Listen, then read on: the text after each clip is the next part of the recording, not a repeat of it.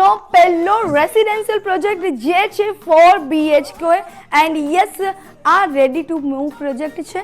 3200 square ફીટના 4 BHK અહીંયા આવી રહ્યા છે. આ સેમ્પલ હાઉસ બતાવતા તમને બધી જ માહિતી આપીશ, એટલે સેમ્પલ હાઉસ તમે ખાસ જોજો.